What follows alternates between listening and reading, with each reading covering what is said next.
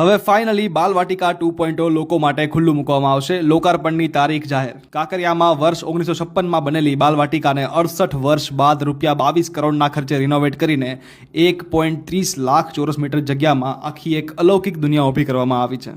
અહીંયા છે moving dinosaur park, અમદાવાદની ગરમીમાં પણ -10 ડિગ્રીનો અનુભવ કરાવતું સ્નો પાર્ક, અલગ અલગ પ્રકારના ભ્રમ ઊભા કરતું ઇલ્યુઝન હાઉસ, મધ્યમાં વિશાળ ગ્લાસ ટાવર જ્યાંથી કાંકરિયાનો આખો વ્યૂ જોઈ શકાશે, મોશન અને 3D એનિમેશન સાથે અલગ જ દુનિયાનો અનુભવ કરાવતું ફ્લાઇંગ થિયેટર, વેક્સ મ્યુઝિયમ, બાળકો માટે ગો કાર્ટ અને lazy river, mud bike, virtual reality game zone, butterfly park, dragon train, ભૂલ ભુલૈયા, મિરર મેઝ, એડવેન્ચર પાર્ક અને ઘણું બધું, એ પણ કાંકરિયામાં એક જ જગ્યાએ. કાંકરિયા ગેટ નંબર 5 પાસેની ટિકિટ વિન્ડોથી તમે એન્ટ્રી કરી શકશો. ટિકિટનો રેટ ₹50 છે, જેની સાથે પૌરાણિક સિક્કાઓના સંગ્રહવાળું કોઈન હાઉસ, મિરર હાઉસ અને શૂ હાઉસની એન્ટ્રી ટિકિટ ફ્રી રહેશે.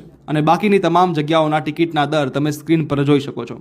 મંગળવારથી રવિવાર સવારે 10 વાગ્યાથી રાત્રે 10 વાગ્યા સુધી બાલવાટિકા ફન કાર્નિવલ મુલાકાતીઓ માટે ખુલ્લું રહેશે. સોમવારે મેન્ટેનન્સની કામગીરીને પગલે પાર્ક બંધ રહેશે. 25 જુલાઈએ સાંજે મુખ્યમંત્રી શ્રી ભૂપેન્દ્રભાઈ પટેલના હસ્તે પાર્કનું લોકાર્પણ કરવામાં આવશે અને 26 જુલાઈથી મુલાકાતીઓ માટે ખુલ્લું મૂકવામાં આવશે. સુપરસ્ટાર એમ્યુઝમેન્ટ પ્રાઇવેટ લિમિટેડ નામની ખાનગી કંપની દ્વારા આ પાર્કનું નિર્માણ કરાયું છે. આ કંપની કોર્પોરેશનને વર્ષે ₹20 લાખ ભાડું ચૂકવશે અને ટિકિટની આવકમાં 27% હિસ્સો પણ આપશે.